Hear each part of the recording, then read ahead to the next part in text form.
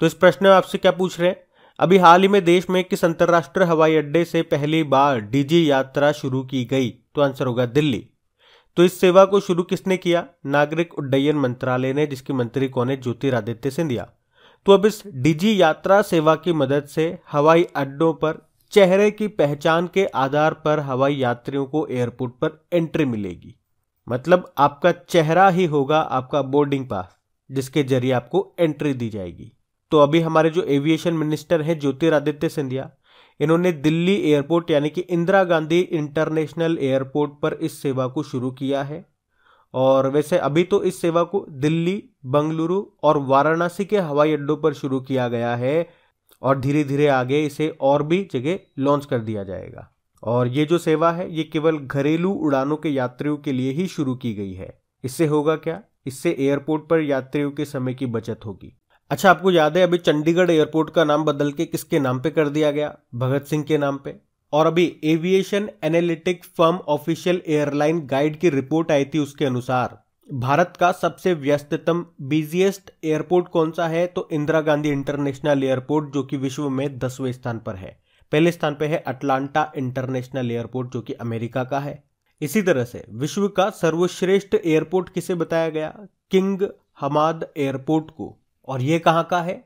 ये कतर का है। किसके अनुसार? स्काईट्रैक्स रिपोर्ट के अनुसार।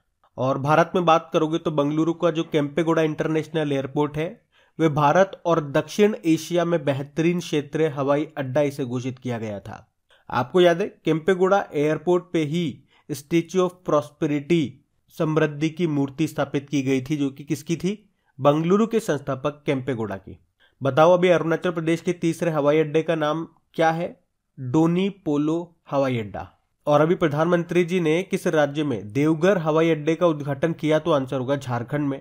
इसी तरह से याद रखना, अगर पूछे कि कौन सा हवाई अड्डा पूरी तरह से हाइड्रो और सोलर से चलने वाला पहला हवाई अड्डा बना, तो आंसर होगा इंदिरा गांधी इंटरनेशनल एयरपोर्ट।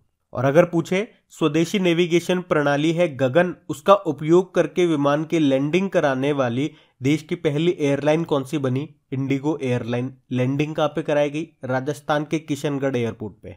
और कर्नाटक के शिवमोग्गा हवाई अड्डे का नाम वहां के पूर्व मुख्यमंत्री बीएस येदियुरप्पा के नाम पे रखा गया है। और 2022 में विंग्स इंडिया का आयोजन कहां पे किया गया था? ये नागरिक उड्डयन के क्षेत्र में एशिया का सबसे बड़ा कार्यक्रम है। तो आंसर होगा बेगमपेट हवाई अड्डा, हैदराबाद में। और सौर ईंधन का उपयोग करने वाली पहली एयरलाइन कौन सी बनी? स्विस इंटरनेशनल एयरलाइन बनी है। और कार्बन न्यूट्रल भारत का पहला एयरपोर्ट कौन सा बना? लेह लद्दाख में। महाराजा वीर विक्रम एयरपोर्ट आपको त्रिपुरा में मिलेगा, त्रिपुरा के अगरतला में। तो ये सारे पॉइंट्स आप याद रखना। बढ़ते आगे। चलिए बताइए, अभी हाल ही में किस राज्य के मुख्यमंत्री ने विकलांग व्यक्तियों के लिए एक अलग विभाग स्थापित करने की घोषणा की है? तो आंसर होगा महाराष्ट्र ने। तो अभी महाराष्ट्र के मुख्यमंत्री कौन? एकनाथ शिंदे। अभी उन्होंने घोषणा की है कि राज्य के विकलांग व्यक्तियों के कल्याण के लिए 1143 करोड़ रुपए आवंटन के साथ एक अलग दिव्यांग विभाग स्थापित किया जाएगा। और महाराष्ट्र इस तरह का विभाग रखने वाला देश का पहला राज्य होगा, इसलिए ये प्रश्न इंपॉर्टेंट भी है। अभी आपको बताया हमने विकलांग व्यक्तियों का अंतर्राष्ट्रीय दिवस मनाया था। कब? 3 दिसंबर को, यानी कि international day of persons with disability. आप जानते हो विकलांग व्यक्तियों के लिए भारत का पहला आर्टिफिशियल इंटेलिजेंस आधारित जॉब प्लेटफॉर्म, जिसका नाम है स्वराजबिलिटी, ये किसने लॉन्च किया था? आईआईटी हैदराबाद ने। और इसी तरह से एक और प्रश्न बनेगा कि किस आईआईटी ने विकलांग लोगों के लिए भारत का पहला स्वदेशी मोटर चलित व्हील चेयर बनाया है? उसका नाम है नीवोल्ट। तो आंसर होगा आईआईटी मद्रास ने। अभी हमने पढ़ा था कि दुनिया के पहले विकलांग अंतरिक्ष यात्री होंगे कौन? John McFall. वो ब्रिटिश पैरालंपिक धावक है। और उन्हें अंतरिक्ष में कौन भेजेगा? European Space Agency. और अभी ब्लाइंड T20 वर्ल्ड कप 2022 का आयोजन ये कहां पे हो रहा है? भारत में हो रहा है। कि अभी हाल ही में दुनिया का पहला रियल टाइम गोल्ड एटीएम ये कहां पे लगाया गया? तो आंसर होगा हैदराबाद में। तो हैदराबाद का ही एक स्टार्टअप है ओपन क्यूब टेक्नोलॉजीज। तो इसके साथ मिलकर के गोल्ड सिक्का ने अपना पहला गोल्ड एटीएम लॉन्च किया है। ये भारत का पहला गोल्ड एटीएम है और दुनिया का पहला रियल टाइम गोल्ड एटीएम है। गोल्ड सिक्का ये सोना खरीदने और बेचने का कारोबार करने वाली एक कंपनी है। तो अब आप समझ ही गए होंगे, इस एटीएम से सोने के सिक्के निकलेंगे। मतलब इस एटीएम के जरिए आप अपने डेबिट या क्रेडिट कार्ड से सोने के सिक्के खरीद सकते हो। तो इस एटीएम को गोल्ड सिक्का के head office Ashok Raghupati chambers, Prakash Nagar metro station, Begumpet में लगाया गया। और इस एटीएम की जो क्षमता है 5 किलो सोना रखने की है। यहाँ से आपको 0.5 ग्राम से लेकर के 100 ग्राम तक, जैसे कि 0.5 ग्राम का चाहिए, 1 ग्राम का, 2 ग्राम का, 5 ग्राम का, 10 ग्राम का, 20 ग्राम का, 50 ग्राम का या 100 ग्राम तक के सिक्के आप यहाँ से खरीद सकते हो। मतलब इतने ऑप्शन रहेंगे आपके पास। तो याद रखना, ये दुनिया का पहला रियल टाइम गोल्ड एटीएम है जो कि हैदराबाद में स्थापित किया गया है। चलो मुझे बताओ, भारत का पहला ग्रेन एटीएम ये कहाँ पे खुला?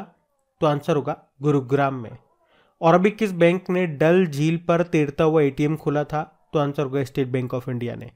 अच्छा, हैदराबाद से आपको याद आएगा, भारत में अपनी तरह का पहला फ्लो केमिस्ट्री टेक्नोलॉजी हब ये कहाँ पे स्थापित होगा? तो आंसर होगा हैदराबाद में। अभी यूनाइटेड नेशन ने मुंबई और हैदराबाद को tree city of the world के रूप में मान्यता दी है 2021 के लिए। और अभी माइक्रोसॉफ्ट ने भारत का सबसे बड़ा डेटा सेंटर स्थापित किया है हैदराबाद में ही। देश का पहला पूर्ण महिला स्वामित्व वाला FLO फिक्की लेडीज ऑर्गेनाइजेशन औद्योगिक पार्क ये हैदराबाद में स्थापित हुआ। हैदराबाद में ही स्टेच्यू ऑफ इक्वलिटी भी आपको मिलेगी, जिसका उद्घाटन खुद प्रधानमंत्री जी ने किया था। ये संत रामानुजाचार्य जी की 216 फीट ऊंची स्टेच्यू है। और भारत का पहला ट्रांसजेंडर कम्युनिटी डेस्क कहाँ पे खुला? हैदराबाद में ही। और हैदराबाद किस नदी के किनारे स्थित है? मूसी नदी के किनारे। वैसे हैदराबाद को भारत में मिलाने के लिए कौन सा ऑपरेशन चलाया गया था? तो आंसर होगा ऑपरेशन पोलो। तो ये सारे इंपॉर्टेंट फैक्ट्स आप याद रखना। बढ़ते हैं आगे। चलो फिर बताओ, अभी हाल ही में अमेरिका के राष्ट्रीय नागरिक अधिकार संग्रहालय के द्वारा किसे द एमिसरी ऑफ पीस पुरस्कार से सम्मानित किया गया? तो आंसर होगा श्री श्री रविशंकर को। तो आर्ट ऑफ लिविंग फाउंडेशन के संस्थापक श्री श्री रविशंकर को अमेरिका में नेशनल सिविल राइट्स म्यूजियम ने द एमिसरी ऑफ पीस पुरस्कार से सम्मानित किया है। आपको याद होगा, दलाई लामा, अभी लद्दाख का सर्वोच्च सम्मान इनको मिला था। चिरंजीवी की बात करोगे तो साउथ इंडिया के ये फिल्म स्टार है। और अभी गोवा में जो 53वां international film festival of India हुआ था, वहां पे Indian film personality of the year का अवार्ड मिला था। अच्छा मुझे बताओ, चिरंजीवी योजना ये किस राज्य ने शुरू की थी और इसका संबंध किससे है? बाकी अभी फिक्की ने लाइफ टाइम अचीवमेंट अवार्ड 2022 से सम्मानित किया था राजेंद्र पवार को। अच्छा, क्या आप बता सकते हो अभी डॉक्टर कलाम सेवा पुरस्कार किसे मिला? रवि कुमार सागर को। और अभी यूनाइटेड नेशन एनवायरनमेंट प्रोग्राम ने 2022 के लिए किसे champions of the earth award से सम्मानित किया? तो आंसर होगा पूर्णिमा देवी बर्मन को। ये भी नाम ध्यान रखना। बढ़ते आगे। चलो फिर बताओ, अभी हाल ही में किस देश के द्वारा आयोजित स्टेम सुपरस्टार प्रतियोगिता में 3 भारतीय मूल की महिलाएं चुनी गई हैं? तो आंसर होगा ऑस्ट्रेलिया। स्टेम मतलब क्या हो गया? Science, technology, engineering, mathematics. तो ऑस्ट्रेलिया के स्टेम सुपरस्टार में 60 लोगों को चुना गया, जिसमें 3 भारतीय मूल की महिलाएं भी शामिल हैं। उन तीनों के नाम क्या है? नीलिमा कडियाला, डॉक्टर एना बाबूरमानी और डॉक्टर इंद्राणी मुखर्जी। इन तीनों को चुना गया। स्टेम ये एक पहल है जिसका उद्देश्य है वैज्ञानिकों के बारे में समाज की लैंगिक धारणाओं को तोड़ना और महिलाओं को ज्यादा से ज्यादा साइंस एंड टेक्नोलॉजी के फील्ड में आकर्षित करना। चलिए फिर बताइए, हाल ही में किसे officer of the most excellent order of the British Empire से सम्मानित किया गया? तो आंसर होगा मोहन मानसीगनी को। ये पुरस्कार ब्रिटेन के द्वारा दिया जाता है, नाम से ही क्लियर है। तो ब्रिटेन में भारतीय मूल के व्यवसायी हैं ये मोहन मानसीगानी, जिनको लंदन के बकिंगम पैलेस में इस सम्मान से सम्मानित किया गया। क्यों मिला? तो स्वास्थ्य सेवाओं में उनके द्वारा किए गए धर्मार्थ सेवाओं को मान्यता देने के लिए उनको ये सम्मान दिया गया। आपको याद है अभी फिक्की के द्वारा लाइफ टाइम अचीवमेंट अवार्ड किसे मिला? राजेंद्र पवार को। डॉक्टर कलाम सेवा पुरस्कार मिला है रवि कुमार सागर को। तो 2022 के लिए यूनाइटेड नेशन एनवायरनमेंट प्रोग्राम का चैंपियंस ऑफ द अर्थ पुरस्कार मिला है पूर्णिमा देवी बर्मन को। ये भी इंपॉर्टेंट नाम है, तो ये भी याद रखना। बढ़ते आगे। आपको याद है अभी भारत में New York film critics circle awards 2022 में सर्वश्रेष्ठ निर्देशक का पुरस्कार किसने जीता? तो आंसर होगा SS राजामौली ने। तो फिल्म निर्माता एस राजामौली ने अभी न्यूयॉर्क फिल्म क्रिटिक्स सर्कल में RRR मूवी जो इन्होंने बनाई थी उसके लिए सर्वश्रेष्ठ निर्देशक का पुरस्कार जीता है। अच्छा, इसी तरह से आपको याद होगा पथेर पांचाली फिल्म को international federation of film critics ने अब तक की सर्वश्रेष्ठ भारतीय फिल्म घोषित किया था। और इस फिल्म के निर्देशक कौन है? सत्यजीत रे। इनकी ही पहली फिल्म थी ये पथेर पांचाली, 1955 में आई थी। आप जानते हो 2020 के लिए 52वां दादा साहब फाल्के पुरस्कार किसने जीता? आशा पारेख ने। और अभी ऑस्कर 2022 की बात करें जो कि इसका 94 नंबर का संस्करण है, इसमें बेस्ट फिल्म रही है कोडा।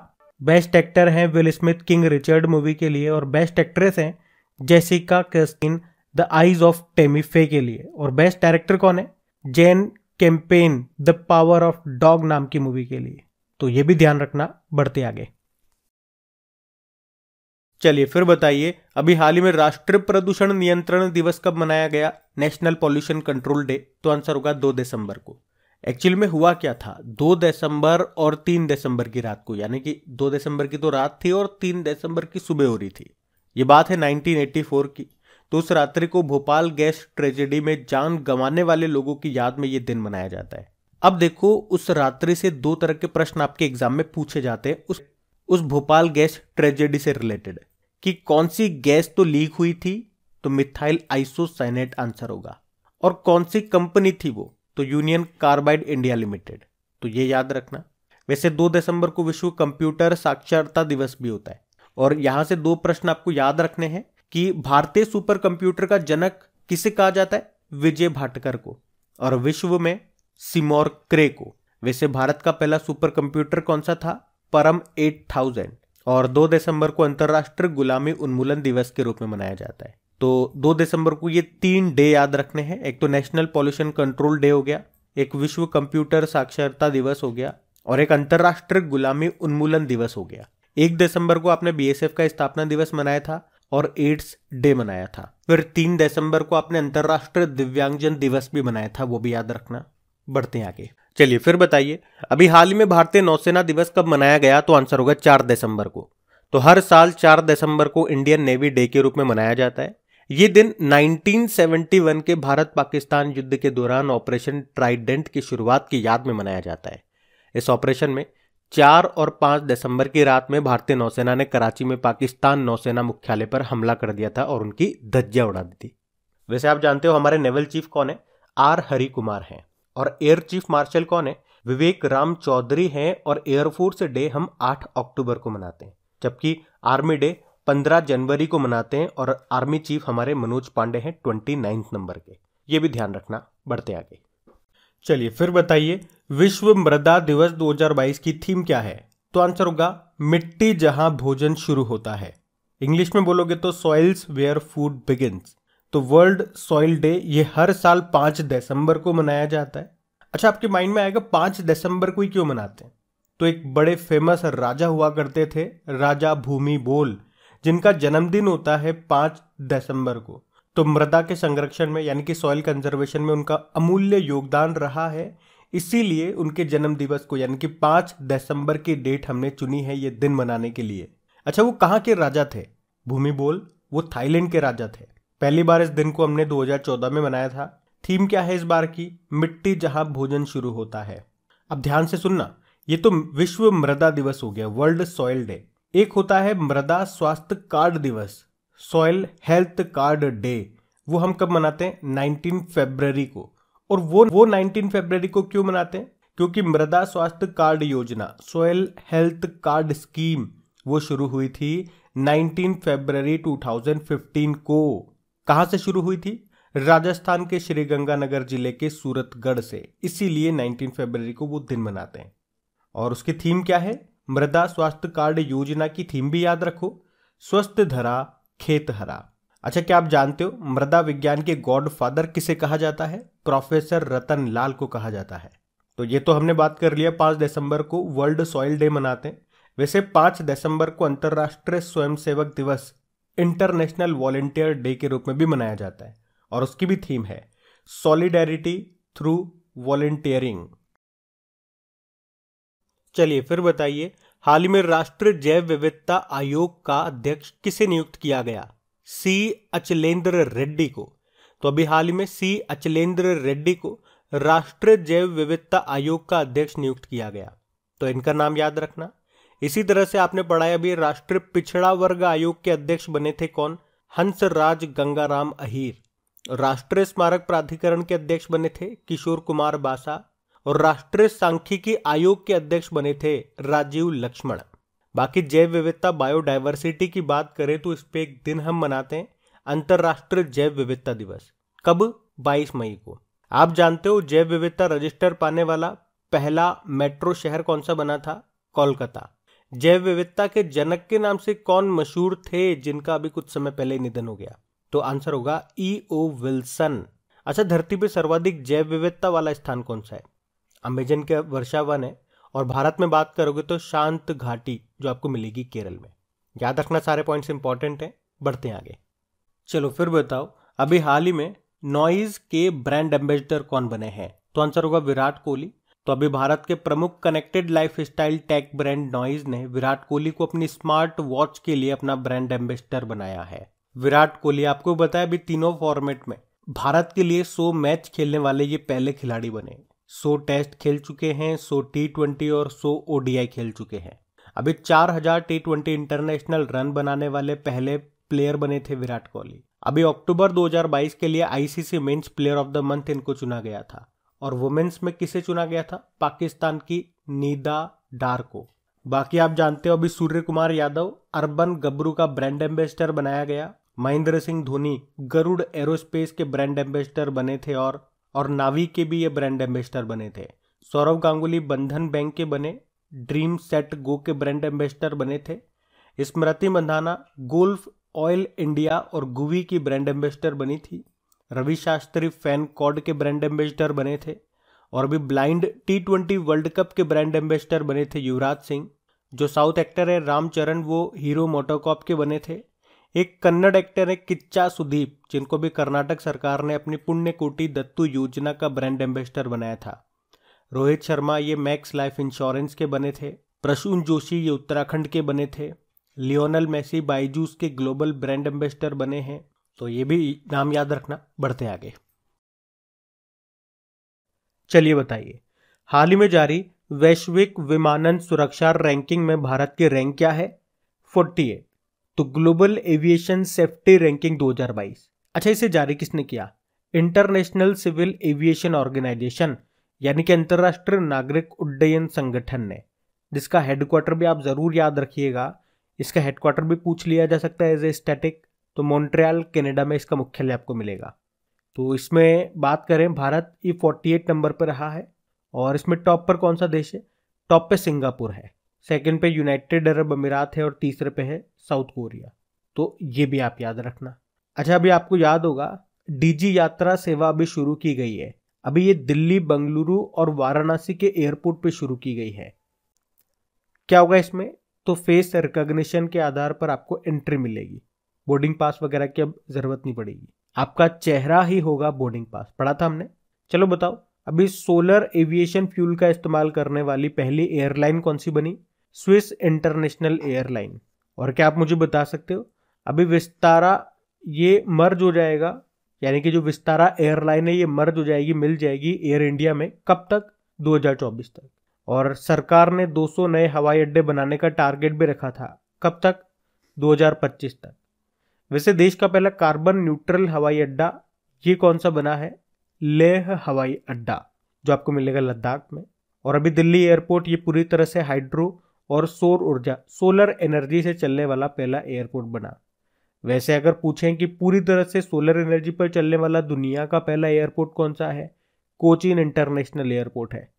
अच्छा, फिर तो आपको ये भी याद होगा चंडीगढ़ एयरपोर्ट का नाम बदल के किसके नाम पे कर दिया? भगत सिंह जी के नाम पे। और अरुणाचल प्रदेश में भी तीसरे हवाई अड्डे का उद्घाटन किया था मोदी जी ने। इसका नाम क्या है? डोनी पोलो हवाई अड्डा। और अभी तो मोदी जी ने देवघर हवाई अड्डे का भी उद्घाटन किया था। कहां पर है ये देवघर हवाई अड्डा? झारखंड में है। और आपको याद है स्वदेशी नेविगेशन प्रणाली गगन, इसका उपयोग करके विमान के लैंडिंग कराने वाली देश की पहली एयरलाइन बनी थी कौन सी? Indigo airline. कहां पे लैंडिंग कराई गई थी? राजस्थान के किशनगढ़ एयरपोर्ट पे। और कर्नाटक का जो शिवमोग्गा एयरपोर्ट है उसका नाम पूर्व मुख्यमंत्री BS येदियुरप्पा के नाम पे रखा जाएगा। वैसे हमारे एविएशन मिनिस्टर कौन है? ज्योतिरादित्य सिंधिया है। तो याद रखना ये सारे पॉइंट्स भी बढ़ते आगे। और हाँ गाइज, अगर सेशन अच्छा लगे तो प्लीज वीडियो को एक बार लाइक जरूर कर देना अगर नहीं किया तो, और इस वीडियो के लिंक को कॉपी करके अपने दोस्तों के साथ में एक बार शेयर जरूर कर देना। जो भी आपका स्टडी ग्रुप हो गया व्हाट्सएप पे, फेसबुक पे, तो एक बार शेयर जरूर करना।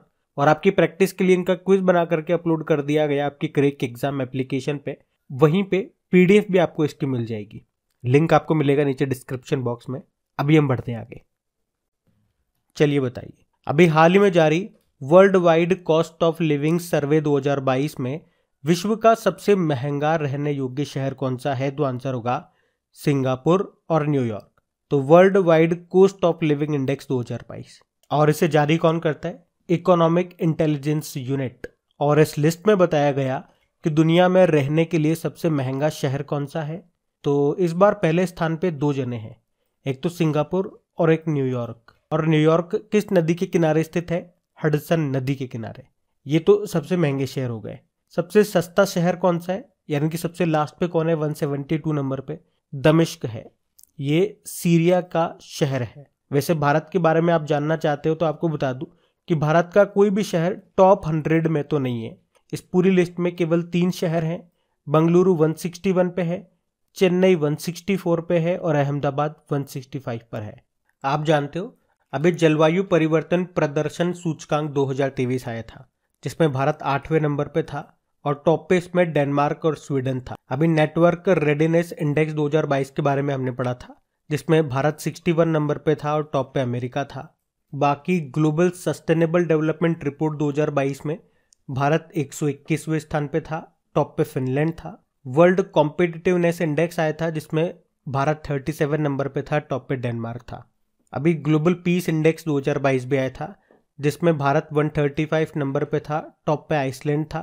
और इसी तरह से ग्लोबल जेंडर गैप इंडेक्स आया था, जिसमें भारत 135वें स्थान पर ही था।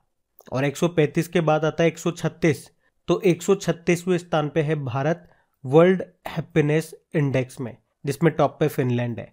बाकी ग्लोबल हंगर इंडेक्स में भारत 107वें स्थान पर है और पर्यावरण प्रदर्शन सूचकांक में भारत आखिरी स्थान पर है, 180वें स्थान पे इसमें टॉप पर डेनमार्क रहा। आप जानते हो अभी travel and tourism development index आया था, जिसको वर्ल्ड इकोनॉमिक फोरम ने जारी किया। इसमें भारत 54 नंबर पे था, टॉप पे जापान है। वर्ल्ड प्रेस फ्रीडम इंडेक्स, जिसको रिपोर्टर्स विदाउट बॉर्डर जारी करता है, इसमें भारत 150वें स्थान पर रहा, टॉप पे रहा नॉर्वे। और इसी तरह से इकोनॉमिस्ट इंटेलिजेंस यूनिट ने डेमोक्रेसी इंडेक्स लोकतंत्र सूचकांक 2021 जारी किया था, जिसमें भारत 46 नंबर पे था, टॉप पे नॉर्वे था। और अभी यूनाइटेड नेशन डेवलपमेंट प्रोग्राम ने मानव विकास सूचकांक ह्यूमन डेवलपमेंट इंडेक्स जारी किया था, उसमें भारत 132वें स्थान पे था। तो इसी तरह से ये कुछ इंपॉर्टेंट इंडेक्सेस है, ये भी 2022 में जारी हुए थे, इनकी रैंकिंग याद रखना। बढ़ते आगे। तो इस प्रश्न में आपसे पूछ रहे हैं अभी दिसंबर 2022 में एशियाई जूनियर बैडमिंटन चैंपियनशिप में पदक जीतने वाली पहली भारतीय अंडर 17 शटलर कौन बनी है? तो आंसर होगा उन्नति हाड़ा। तो भारतीय बैडमिंटन खिलाड़ी हैं ये, उन्नति हाड़ा इनका नाम है, जो अभी एशियाई जूनियर बैडमिंटन चैंपियनशिप में पदक जीतने वाली पहली अंडर 17 शटलर बन गई हैं। शटलर बैडमिंटन प्लेयर को ही कहते हैं। उन्होंने वुमेन सिंगल में सिल्वर मेडल जीता है और फाइनल में वो किससे हार गई? थाईलैंड की सरू नरक से हार गई है। और ये चैंपियनशिप कहाँ पे हुई? थाईलैंड के नोंथबुरी में। तो इनका नाम इंपॉर्टेंट रहेगा। उसी तरह से आपको याद होगा हर्षदा शरद गरुड़ का नाम। पहले तो ये याद रखो उनका संबंध किस खेल से है, वो वेटलिफ्टर है। और अभी IWF junior world weightlifting championship जो कि कहाँ पे हुई थी? ग्रीस में। वहां पे गोल्ड जीतने वाली वो पहली भारतीय बनी थी, याद होगा आपको। और मणिका बत्रा तो आप जानते ही हो, ये टेबल टेनिस प्लेयर है। अभी एशियाई कप टेबल टेनिस में पदक जीतने वाली वो पहली भारतीय महिला बनी थी, ब्रोंज मेडल जीता था उन्होंने। अब टेबल टेनिस से एक नाम आप बताओ जिन्होंने अभी मेजर ध्यानचंद खेल रत्न पुरस्कार 2022 जीता है। वो टेबल टेनिस प्लेयर ही हैं और वो कहाँ से बिलोंग करते हैं, किस राज्य से, किस स्टेट से, वो भी बताओ। बाकी पूजा जातियान की बात करेंगे तो ये पैरा आर्चर है, यानी कि तीरंदाज है। और अभी पैरा वर्ल्ड तीरंदाजी चैंपियनशिप में रजत पदक यानी कि सिल्वर मेडल जीतने वाली वो पहली भारतीय बनी थी। ये चैंपियनशिप आपकी दुबई में हुई थी। तो यहाँ पे उन्नति हड़ा का नाम आपको याद रखना है, और ये भी याद रखो ऐसे भी कि स्टैटिक बन जाएगा कि इनका संबंध किस खेल से है, तो बैडमिंटन प्लेयर है। और बैडमिंटन की बात होती है तो पीवी सिंधु का नाम आपको जरूर याद आता होगा, वो भी बैडमिंटन प्लेयर है। अभी कॉमनवेल्थ गेम्स 2022 जो कि बर्मिंघम यूके में हुए थे, उसमें उद्घाटन समारोह में फ्लैग बियरर थी, ध्वजवाहक थी वो। अभी सैयद मोदी बैडमिंटन टूर्नामेंट 2022 जो कि लखनऊ में हुआ था, उसको भी इन्होंने ही जीता था। और कुछ और बैडमिंटन प्लेयर्स के नाम आपको याद रखने हैं, जैसे कि लक्ष्य सेन, इनका संबंध बैडमिंटन से है। सात्विक साईराज रंकी रेड्डी का नाम याद रखो, चिराग शेट्टी का नाम याद रखो, ये हमारे सारे इंपॉर्टेंट बैडमिंटन प्लेयर हैं। और बैडमिंटन वर्ल्ड फेडरेशन का हेडक्वार्टर अगर आपसे पूछेगा तो आंसर करना कुआलालंपुर मलेशिया में है। ध्यान रखना ये सब। बढ़ते आगे। चलिए फिर बताइए, 1 जनवरी 2023 से कौन सा देश 1 साल के लिए वासेनार अरेंजमेंट वासेनार व्यवस्था की अध्यक्षता करेगा? तो आंसर होगा भारत। वासेनार अरेंजमेंट की बात करते हैं पहले। अच्छा, ये वासेनार स्थान कहां पर है? ये नीदरलैंड में है। यहीं पे 12 जुलाई 1996 को कुछ देशों ने मिलकर के एक संगठन की स्थापना की थी, और उसे ही कहा गया वासेनार व्यवस्था, वासेनार एग्रीमेंट। इसका मुख्यालय मिलेगा वियना, ऑस्ट्रिया में। अच्छा, एक प्रश्न का उत्तर दो पहले आप कि अगले साल 91 नंबर की जो इंटरपोल की बैठक होगी वो कहां पे होगी? बाकी वासेनार एग्रीमेंट की हम बात कर रहे हैं, इसमें टोटल सदस्य देश कितने हैं? 42 है। और याद रखना 2017 में भारत इसका 42 नंबर का मेंबर कंट्री बना था। और इस संगठन का, इस एग्रीमेंट का उद्देश्य क्या है? मतलब इसमें सदस्य देशों के बीच में हथियारों के और टेक्नोलॉजी के आदान प्रदान में पारदर्शिता को बढ़ा दिया जाता है, और ये समूह ये भी सुनिश्चित करता है कि खतरनाक हथियार और उससे जुड़ी टेक्नोलॉजी आतंकवादियों के हाथ न लगे। ये इसका उद्देश्य है। तो अब भारत 1 जनवरी 2023 से 1 साल के लिए इसकी अध्यक्षता संभालेगा। आपको याद है 2023 में G20 की अध्यक्षता ये भी भारत के पास होगी। और कौन से नंबर की बैठक होगी भारत में? 18वें नंबर की। अभी 17वें नंबर की बैठक इंडोनेशिया में हुई थी, और इसके शेरपा बनाए गए हैं अमिताभ कांत। और अभी दिसंबर 2022 में यूनाइटेड नेशन सिक्योरिटी काउंसिल की अध्यक्षता संभाली है भारत ने। आप जानते हो अभी under 17 FIFA women's world cup ये भारत में हुआ था, जिसको स्पेन ने जीता है कोलंबिया को हरा करके। अगले साल मेंस हॉकी वर्ल्ड कप ये भारत में होंगे, भारत के उड़ीसा में। तो याद रखना ये सारे पॉइंट्स। बढ़ते आगे। चलिए फिर बताइए, दिसंबर 2022 में कौन सी बार सर्वोच्च न्यायालय के द्वारा पूर्ण महिला पीठ का गठन किया गया है? तो आंसर होगा तीसरी बार। तो सुप्रीम कोर्ट के इतिहास में 1 दिसंबर 2022 को तीसरी बार ऐसा होगा जब एक महिला बेंच सुनवाई के लिए बैठेगी। अभी सुप्रीम कोर्ट के आपको याद है 50वें नंबर के मुख्य न्यायाधीश कौन है? DY चंद्रचूड़ है। तो अभी उन्होंने ये तीसरी बार महिला पीठ गठित की है, और इसमें 2 महिला न्यायाधीश शामिल हैं। कौन कौन? एक तो है जस्टिस हिमा कोहली और एक है बेला M त्रिवेदी। ये जो तीसरी बार वाली पूर्ण महिला बेंच है, ये वैवाहिक विवादों से जुड़े मामले और ट्रांसफर से जुड़े मामले देखेंगी। और हमने कहा ये तीसरी बार है। तो पहली पूर्ण महिला बेंच कब गठित की गई थी? 2013 में, दूसरी बार 2018 में, और अब तीसरी बार 2022 में। अच्छा चलो, यहां से कुछ इंपॉर्टेंट और स्टैटिक क्वेश्चंस को एक बार हम रिवाइज करते हैं। जैसे कि अगर आपसे पूछा जाए हाईकोर्ट की पहली महिला जज का नाम क्या है? तो आंसर होगा अन्ना चांडी, केरल हाईकोर्ट में बनी थी। वहीं हाईकोर्ट की पहली महिला मुख्य न्यायाधीश चीफ जस्टिस कौन थी? लीला सेठ थी, हिमाचल प्रदेश हाईकोर्ट से। वहीं सुप्रीम कोर्ट की पहली महिला जज पूछेंगे तो आंसर करना फातिमा बीबी, और सुप्रीम कोर्ट की पहली महिला चीफ जस्टिस पूछेंगे तो आंसर कर देना कोई भी नहीं है। अभी तक कोई भी नहीं है, लेकिन भविष्य में बन सकती है। कौन? बीवी नागरत्ना, 2027 में ये बन सकती है। आपने कहा वर्तमान में हमारे मुख्य न्यायाधीश कौन है? DY चंद्रचूड़ हैं 50वें नंबर के। इनसे पहले 49 नंबर के कौन थे? UU ललित थे। अच्छा, पहले सुप्रीम कोर्ट के पहले चीफ जस्टिस कौन रहे? हीरालाल जे कानिया। और ये DY चंद्रचूड़ है ना, इनके जो पिताजी थे कौन? YV चंद्रचूड़। वे अब तक सबसे लंबे समय तक चीफ जस्टिस ऑफ इंडिया रहे। वे 16वें नंबर के चीफ जस्टिस ऑफ इंडिया थे, और वे 7 साल 4 महीने 20 दिनों तक अपने पद पर रहे। अब आप कहोगे वो तो सबसे लंबे समय तक रह लिए, लेकिन अगर बात करें सबसे कम समय तक कौन रहे, तो आंसर होगा नारायण सिंह। ये 22वें नंबर के थे और मात्र 18 दिनों तक ये चीफ जस्टिस ऑफ इंडिया रहे थे। और इनका नाम तो मोस्ट इंपॉर्टेंट भी है क्योंकि अभी 2022 सितंबर में ही इनका निधन हुआ था। तो ये प्रश्न एग्जाम में आपके आ सकता है, इसको ध्यान रखना। वैसे अगर बात करें वर्तमान में तो आपकी सुप्रीम कोर्ट में 4 महिला जज हैं।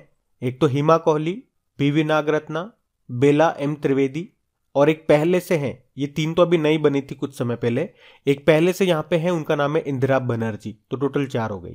आपको याद है पाकिस्तान के सुप्रीम कोर्ट की पहली महिला जज कौन बनी थी? आयशा मलिक। और अमेरिकी सुप्रीम कोर्ट की पहली अश्वेत महिला जज कौन बनी थी? केतांजी ब्राउन जैक्सन बनी थी। एक याद रखना, अंतरराष्ट्रीय न्यायालय का हेडक्वार्टर कहां पर है? द हैग नीदरलैंड में है। और भारत का सबसे नवीनतम हाईकोर्ट 18वें नंबर का अमरावती में मिलेगा। सबसे पुराना हाईकोर्ट आपको मिलेगा कोलकाता में। और सुप्रीम कोर्ट के बारे में अनुच्छेद 124 से लेके 147 तक भाग 5 में आपको मिलेगा, ध्यान रखना। बढ़ते आगे, चलो बताओ, उत्तराखंड उच्च न्यायालय हाई कोर्ट जो नैनीताल है इसे कहां पे स्थानांतरित यानी कि ट्रांसफर किया जाएगा? तो आंसर होगा हल्द्वानी में। तो अभी उत्तराखंड मंत्रिमंडल ने हाईकोर्ट को नैनीताल से हल्द्वानी ट्रांसफर किए जाने के प्रस्ताव को सैद्धांतिक मंजूरी दे दी है। तो अभी ये उत्तराखंड हाईकोर्ट ये नैनीताल में था, अब ये हल्द्वानी में होगा। अच्छा मुझे बताओ, पहला पेपरलेस हाईकोर्ट ये कौन सा बना है? केरल हाईकोर्ट बना है। और पूछे वर्चुअल कोर्ट के जरिए अदालतों में सुनवाई शुरू करने वाला पहला राज्य, ये उत्तर प्रदेश है। अच्छा अभी किस हाईकोर्ट में भारत के पहले डिजिटल जस्टिस क्लॉक का उद्घाटन किया गया था? तो आंसर होगा गुजरात हाईकोर्ट। और अभी किस राज्य ने भारत की पहली डिजिटल लोक अदालत शुरू की? तो आंसर होगा राजस्थान। देखो भाई, उत्तराखंड की 2 कैपिटल आपको मिलेगी। एक देहरादून है जो इसकी विंटर कैपिटल है और इसकी समर कैपिटल है गैरसैंण। मुख्यमंत्री कौन है? पुष्कर सिंह धामी है। अच्छा अभी करंट अफेयर्स का लेटेस्ट प्रश्न अगर रिवाइज करें तो आपको याद होगा 5 लोगों को इस साल उत्तराखंड गौरव सम्मान के लिए चुना गया था। उन 5 में से 3 तो मरणोपरांत मिलेगा उनको। एक तो हमारे पहले CDS बिपिन रावत, कवि और लेखक गिरीश चंद्र तिवारी और पत्रकार व साहित्यकार वीरेंद्र डंगवाल। और 2 हैं राष्ट्रीय सुरक्षा सलाहकार हमारे अजीत डोभाल और सेंसर बोर्ड के जो अध्यक्ष हैं प्रसून जोशी, उनको। प्रसून जोशी तो आपको याद होगा भी उत्तराखंड के ब्रांड एम्बेसडर भी इनको बनाया गया था। और इसी तरह से उत्तराखंड ने मुख्यमंत्री लखपति दीदी योजना भी शुरू की है। और प्री प्राइमरी लेवल पर न्यू एजुकेशन पॉलिसी को लागू करने वाला पहला राज्य भी आपका उत्तराखंड है। अभी उत्तराखंड के औली में अमेरिका और भारत के बीच में एक युद्ध अभ्यास नाम का एक्सरसाइज भी हुआ। और उत्तराखंड सरकार ने राज्य के सभी जिलों में एक संस्कृत गांव विकसित करने की भी घोषणा की है। अभी बताओ किस राज्य में पहली बार दुर्लभ मांसाहारी पौधे की प्रजाति मिली? तो आंसर होगा उत्तराखंड में, उत्तराखंड के चमोली जिले में। और याद रखना उत्तराखंड के देवस्थल में देश का पहला लिक्विड मिरर टेलीस्कोप भी स्थापित किया गया। इसमें मरकरी का यूज हुआ है, याद रखना। और ये एकमात्र मेटल है मरकरी जो रूम टेम्परेचर पे लिक्विड फॉर्म में रहता है। अच्छा भारत का पहला वन चिकित्सा केंद्र ये किस राज्य में खोला गया? तो भी आंसर होगा उत्तराखंड। देश का पहला एरोमेटिक गार्डन यानी कि सुरभि वाटिका का उद्घाटन ये भी उत्तराखंड में किया गया था, उत्तराखंड के हल्द्वानी में। और भारत की सबसे बड़ी ओपन एयर फर्नरी कहां पे खुली? उत्तराखंड के रानीखेत में। देखो उत्तराखंड में हरेला उत्सव मनाया जाता है, जबकि हरेली त्योहार ये छत्तीसगढ़ का है। आप पूछोगे उत्तराखंड विधानसभा की पहली महिला स्पीकर कौन बनी थी? तो आंसर होगा ऋतु खंडूरी भूषण। और अगर आप पूछते हो कि उत्तराखंड में एक दिन के लिए मुख्यमंत्री कौन बनी थी? तो आंसर होगा सृष्टि गोस्वामी। और भारत और उज्बेकिस्तान के बीच में जो डस्टलिक नाम का एक्सरसाइज हुआ था वो हुआ था रानीखेत में। यहीं पे आपको राजाजी टाइगर रिजर्व मिल जाएगा, जिम कॉर्बेट टाइगर रिजर्व भी आपको यहीं पे मिल जाएगा, टिहरी डैम आपको यहीं पे मिल जाएगा भागीरथी नदी पे। तो ये सारे पॉइंट्स याद रखना, बढ़ते हैं आगे। चलिए फिर बताइए, एक जिला एक खेल योजना ये किस राज्य ने शुरू की? तो आंसर होगा उत्तर प्रदेश। तो अभी उत्तर प्रदेश सरकार ने यहाँ पे जो चलती है ना एक जिला एक उत्पाद योजना, उसी के तर्ज पर एक जिला एक खेल योजना को लॉन्च किया है। तो इस योजना के तहत उत्तर प्रदेश के हर जिले में एक खेलो इंडिया सेंटर की स्थापना की जाएगी। और इस योजना का उद्देश्य क्या है? स्थानीय प्रतिभाओं का पोषण करना और उन्हें राष्ट्रीय और अंतर्राष्ट्रीय चैंपियनशिप के लिए प्रशिक्षण प्रदान करना, मतलब ट्रेनिंग देना। अच्छा आपको याद है उत्तर प्रदेश की जो वन डिस्ट्रिक्ट वन प्रोडक्ट योजना उसका ब्रांड एम्बेसडर किसे बनाया गया था? कंगना रनौत को। अभी वन स्टेशन वन प्रोडक्ट योजना किसने शुरू की थी? साउथ सेंट्रल रेलवे ने। और देखो यहाँ पे खेलों की बात हुई है तो खेलो इंडिया यूथ गेम्स और खेलो इंडिया यूनिवर्सिटी गेम्स के बारे में आपको पता होना चाहिए। अभी जो खेलो इंडिया यूथ गेम्स का चौथा संस्करण हुआ था 2022 में, कहाँ पे? हरियाणा में, पंचकुला हरियाणा में। और वो उसका चौथा संस्करण था जिसको हरियाणा ने ही जीता था। उसका शुभंकर यानी कि मैस्कोट क्या था? धाकड़। और अगले साल जो 5वां संस्करण होगा खेलो इंडिया यूथ गेम्स का, वो कहाँ पे होगा ये आपको बताना है। उसी तरह से अभी 2022 में खेलो इंडिया यूनिवर्सिटी गेम्स का जो दूसरा संस्करण हुआ था वो बंगलुरु में हुआ था और उसका शुभंकर वीरा था। और उसमें जैन यूनिवर्सिटी है बंगलुरु की, वो टॉप पे रही थी। और यहीं से आपके लिए एक और होमवर्क प्रश्न आएगा कि अगले साल जो यूनिवर्सिटी गेम्स का तीसरा संस्करण होगा वो कहाँ पे होगा। और ये भी बताओ कि अभी जो नेशनल गेम्स हुए थे 36 नंबर के, वो कहाँ पे हुए थे, और अगले साल जो राष्ट्र खेल होंगे 37 नंबर के, वो कहाँ पे होंगे। बाकी राष्ट्र खेल दिवस आप जानते हो 29 अगस्त को मनाते हैं। और अभी 2022 का मेजर ध्यानचंद खेल रत्न पुरस्कार किसे मिला? अचंता शरद कमल को मिला है। टेबल टेनिस प्लेयर है वो, तमिलनाडु से है। तो ये सारे पॉइंट्स आप याद रखना यहाँ से। चलिए फिर बताइए, हाल ही में ब्रेव हार्ट्स ऑफ भारत नाम की बुक को किसने लिखा है? तो आंसर होगा विक्रम संपत ने। तो विक्रम संपत की ये बुक है ब्रेव हार्ट्स ऑफ इंडिया, और अभी इस बुक को इन्होंने लॉन्च किया है। आप जानते हो कांग्रेसी नेता शशि थरूर के बारे में। अंबेडकर अ लाइफ नाम की बुक लिखेंगे ये। किरण बेदी फियरलेस गवर्नेंस नाम की बुक लिखी इन्होंने। और Devika Rangachari queen of fire नाम से बुक लिखी थी इन्होंने। चलिए बताइए, हाल ही में किस बैंक ने वैश्विक बैंकिंग शिखर सम्मेलन में भारत खंड के लिए बैंकर्स ऑफ द ईयर पुरस्कार 2022 जीता? तो आंसर होगा कैनरा बैंक। अच्छा, ये ग्लोबल बैंकिंग समिट का आयोजन ये कहां पे किया गया? लंदन में। और यहीं पे कैनरा बैंक ने भारत सेगमेंट के लिए bankers bank of the year award 2022 का सम्मान जीता है। कैनरा बैंक की बात करें, स्थापना होती है 1 जुलाई 1906। हेडक्वार्टर इसका बंगलुरु में है। एमडी सीईओ एलवी प्रभाकर है और इसका टैगलाइन होता है टुगेदर वी कैन। अच्छा, एचडीएफसी बैंक के बारे में अगर बात करें तो अभी इसने भारत की पहली इलेक्ट्रॉनिक बैंक गारंटी जारी की थी। केरल के कोझिकोड में पूर्ण महिला शाखा भी इसने खोली है और विजिल आंटे अभियान भी इसने शुरू किया था। स्टेट बैंक ऑफ इंडिया की बात करें तो इसने उत्सव फिक्स्ड डिपॉजिट योजना को शुरू किया था।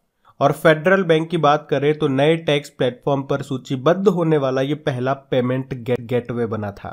ये भी ध्यान रखिएगा। बढ़ते आगे।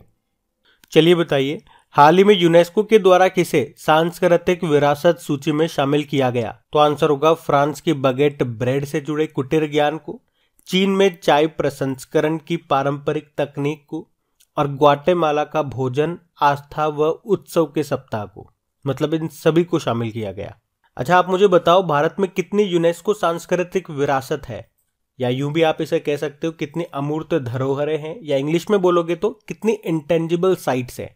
इंटेंजिबल साइट्स मतलब पता है ना, कि जिन्हें आप छू नहीं सकते। तो आंसर होगा टोटल 14 है। और 14 नंबर की बनी थी पश्चिम बंगाल की दुर्गा पूजा। वैसे अभी तक जितनी भी टोटल 14 है ना, उनमें से कुछ इंपॉर्टेंट है वो आपको याद होनी चाहिए। जैसे कि पहली थी रामलीला, 2008 में चुनी गई थी। एक केरल का कुडियाट्टम नृत्य है, ये भी याद रखना। रम्माण त्योहार है, ये उत्तराखंड का। कालबेलिया ये राजस्थान का नृत्य है, इसे भी शामिल किया गया। एक छऊ नृत्य हो गया। नट संकीर्तन हो गया, ये मणिपुर का है। और पारसी धर्म का नववर्ष को नवरोज कहा जाता है, इसे भी शामिल किया गया है। और सबसे नवीनतम हमने देखा पश्चिम बंगाल का दुर्गा पूजा है। अच्छा, अगर आपसे पूछा जाए कि विश्व धरोहर स्थल सूची में सबसे नवीनतम कौन सा है, तो फिर आपका आंसर होगा गुजरात का धोलावीरा है, 40वें नंबर का है। इससे पहले 39 नंबर का था तेलंगाना का रामप्पा मंदिर। और आपको याद होगा अभी संभावित सूची यानी कि टेंटेटिव लिस्ट में मेघालय के लिविंग रूट ब्रिज को भी शामिल किया गया था। ये पेड़ों की शाखाओं से बनाया जाता है, ये ब्रिज इंपॉर्टेंट है। कहाँ का है? मेघालय का, याद रखना। वैसे यूनेस्को का हेडक्वार्टर कहाँ पे मिलेगा, ये फटाफट से छाप दो आप कमेंट बॉक्स में। हम बढ़ते हैं आगे। चलिए फिर बताइए, दिसंबर 2022 में भारत और किस देश की नौसेना के बीच में संगम अभ्यास का आयोजन हुआ? तो आंसर होगा अमेरिका। तो ये है संगम अभ्यास एक्सरसाइज, जो कि भारत और अमेरिकी नौसेना के बीच में हुआ 1 दिसंबर से लेके 22 दिसंबर तक। ये इसका 7वां संस्करण है। कहाँ पे हुआ? गोवा में हुआ। इसका जो पहला संस्करण है, यानी कि पहली बार ये कब हुआ था? 1994 में हुआ था। अच्छा, अमेरिका से आपको याद आया होगा, अभी याद आ रहा होगा कि यार अभी अमेरिका के साथ हमने कुछ एक्सरसाइज भी तो किए थे। कौन कौन से? एक तो युद्ध अभ्यास नाम का एक्सरसाइज किया था हमने अमेरिका के साथ में। कहाँ पे? उत्तराखंड के औली में। अमेरिका के साथ अभी हमने वज्र प्रहार नाम का एक्सरसाइज भी किया था हिमाचल प्रदेश के बकलोह में। और वैसे अभी मालाबार एक्सरसाइज भी किया था, उसमें भारत भी था और अमेरिका भी था। मतलब क्वाड देशों के बीच में होता है ये। और क्वाड देशों में कौन कौन आते हैं? भारत, अमेरिका, जापान और ऑस्ट्रेलिया। और हुआ कहाँ पे? अभी ये नवंबर में हुआ था, ये जापान में हुआ था। तो उसी तरह से आप ये भी याद रखो, अभी हरिमो शक्ति एक्सरसाइज भी तो हुआ था भारत और मलेशिया के बीच में। कहाँ पे? मलेशिया में। मलेशिया के साथ अभी हमने उदार शक्ति नाम का एक्सरसाइज भी किया था। अभी हमने ऑस्ट्रेलिया के साथ में ऑस्ट्रा हिंद नाम से एक्सरसाइज भी किया था राजस्थान में। अभी गरुड़ शक्ति एक्सरसाइज किया था हमने इंडोनेशिया के साथ में। और गरुड़ एक्सरसाइज ही हमने फ्रांस के साथ में किया था। वैसे नसीम अल बहर नाम का एक्सरसाइज हमने किया था ओमान के साथ में ही। तो ये पॉइंट्स भी याद रखना। बढ़ते आगे। फिर बताइए, अभी 5 दिसंबर 2022 को कृषि में महिलाओं की भागीदारी को बढ़ाने के लिए अभी कौन सा पोर्टल शुरू किया गया? तो आंसर होगा कृषि निवेश पोर्टल। तो हमारे कृषि कल्याण मंत्री कौन है? नरेंद्र सिंह तोमर है। अभी उन्होंने 5 दिसंबर को ये कृषि निवेश पोर्टल लॉन्च किया है, जिसका उद्देश्य क्या है? कृषि में महिला किसानों की भागीदारी को बढ़ावा देना। अभी 5 दिसंबर को आपको याद होगा विश्व मृदा दिवस के रूप में हमने मनाया था। और अगर डेली आप हमारे करंट अफेयर्स का लेक्चर पढ़ते होंगे तो इसी से मिलता जुलता एक प्रश्न आपको याद आ रहा होगा कि कृषि नेटवर्क एप्लीकेशन, इसके ब्रांड एम्बेसडर कौन बने थे? तो आंसर होगा पंकज त्रिपाठी। और भारत का पहला कृषि निर्यात सुविधा केंद्र ये कहाँ पे शुरू हुआ? पुणे में। फिर बताओ, कार्बन तटस्थ खेती के तरीकों को पेश करने वाला पहला राज्य कौन सा बना? केरल बना। और नाबार्ड ने प्राकृतिक खेती को बढ़ावा देने के लिए कौन सा कार्यक्रम शुरू किया था? जीवा कार्यक्रम। और 100% ऑर्गेनिक खेती का दर्जा पाने वाला भारत का पहला यूनियन टेरिटरी कौन सा बना? तो आंसर होगा लक्षद्वीप। और पहला राज्य आपसे पूछेंगे तो आंसर होगा सिक्किम। अभी आपको याद होगा सारथी एप्लीकेशन को लॉन्च किया था किसने? सेबी ने, security and exchange board of India, जिसकी पहली महिला अध्यक्ष है माधवी बुच। और संभव पोर्टल इसको लॉन्च किया था उत्तर प्रदेश ने, जबकि संगम पोर्टल को लॉन्च किया था सीबीएसई ने। अभी ई अमृत पोर्टल को शुरू किया है नीति आयोग ने, जबकि ई समाधान पोर्टल पूछेंगे तो इसको यूजीसी ने, यूनिवर्सिटी ग्रांट कमीशन ने शुरू किया था। और ई अधिगम योजना की बात करेंगे तो हरियाणा ने इसको शुरू किया था, लैपटॉप बांटने के लिए थी। और नॉलेज पोर्टल किसने शुरू किया था? केवीआईसी ने, खादी व ग्रामोद्योग आयोग ने। तो ये पॉइंट्स भी आप इससे याद रखना। बढ़ते आगे। चलो फिर बताओ, अभी दिसंबर 2022 में दिव्य कला मेला 2022 का आयोजन ये कहाँ पे किया गया? तो आंसर होगा नई दिल्ली में। तो पहली बार दिव्यांग कलाकारों के लिए नई दिल्ली में इंडिया गेट पर दिव्य कला मेले का आयोजन किया गया। किसने किया आयोजन? हमारे सामाजिक न्याय व अधिकारिता मंत्रालय ने, social justice and empowerment ministry ने। यहाँ पर दिव्यांग कलाकारों ने अपनी जो भी उत्पाद है, जो भी उनके प्रोडक्ट्स वगैरह हैं, उसकी प्रदर्शनी लगाई। और आपको बताए, राजपथ का नाम बदल के क्या कर दिया गया? कर्तव्य पथ कर दिया गया। अच्छा, ये तो हमने बात कर ली दिव्य कला मेले की, जिसका आयोजन हुआ नई दिल्ली में। अगर मैं आपसे पूछूं खीर भवानी मेले का आयोजन कहाँ पे किया जाता है, या फिर आपसे पूछूं बंगस आवाम मेले का आयोजन, तो ये होता है जम्मू कश्मीर में। और आपसे पूछूं अंबुबाजी का मेला कहाँ पे लगता है? ये कामाख्या देवी मंदिर में लगता है, असम में है ये। अभी 35वां सूरजकुंड अंतरराष्ट्रीय शिल्प मेले का आयोजन कहाँ पे हुआ था? हरियाणा में, जिसमें थीम स्टेट तो जम्मू कश्मीर था और पार्टनर कंट्री था उज्बेकिस्तान। और अभी पहले ड्रोन मेले का आयोजन हुआ था ग्वालियर मध्य प्रदेश में। वैसे पुष्कर मेले का आयोजन होता है राजस्थान में, लेकिन एक पुष्कर फेस्टिवल अगर आपसे पूछेंगे तो आंसर करना जम्मू कश्मीर में। अच्छा, आपके नई दिल्ली में ही अभी 13वें फिक्की वैश्विक शिखर सम्मेलन 2022 का आयोजन भी हुआ था, जिसका उद्घाटन खुद हमारे शिक्षा मंत्री धर्मेंद्र प्रधान जी ने किया था। अभी 41वां भारत अंतर्राष्ट्रीय व्यापार मेले का आयोजन ये भी नई दिल्ली में हुआ था, इंडिया इंटरनेशनल ट्रेड फेयर। अभी नवंबर में बिम्स्टेक कृषि मंत्रियों की बैठक नई दिल्ली में हुई थी। प्रधानमंत्री किसान सम्मान सम्मेलन 2022 का आयोजन नई दिल्ली में हुआ। और भारत का पहला पशु स्वास्थ्य शिखर सम्मेलन का उद्घाटन ये भी हुआ था नई दिल्ली में। तो ये पॉइंट्स भी याद रखना। बढ़ते हैं आगे। चलिए फिर बताइए, अभी दिसंबर 2022 में डोमिनिक लेपिएरे का निधन हो गया। उनके द्वारा कौन सी पुस्तक लिखी गई थी? तो आंसर होगा फ्रीडम एट मिडनाइट और सिटी ऑफ जॉय। तो फ्रीडम एट मिडनाइट और सिटी ऑफ जॉय के लेखक डोमिनिक लेपियरे का भी निधन हो गया। उन्होंने एक अमेरिकी लेखक थे लेरी कॉलिंस, उनके साथ 6 बुक लिखी थी जिसकी दुनिया में 5 करोड़ से ज्यादा कॉपियां बिकी है। और उनकी ये जो सिटी ऑफ जॉय नाम की बुक थी वे कोलकाता में एक रिक्शा चालक की कठिनाइयों के बारे में थी, और वहीं फ्रीडम एट मिडनाइट ये भारत में स्वतंत्रता आंदोलन के बारे में थी। ये एक फ्रांसीसी लेखक थे। और आपको पता है भारत में जो भोपाल गैस त्रासदी हुई थी तो उसके ऊपर भी इन्होंने किताब लिखी थी, और इन्होंने अपनी जो रॉयल्टी है वो गैस पीड़ितों की मदद के लिए दान कर दी थी। और इन्हें 2008 में भारत सरकार ने पद्म भूषण से भी सम्मानित किया था। इसलिए इनका नाम इम्पोर्टेंट है, याद रखना इनका नाम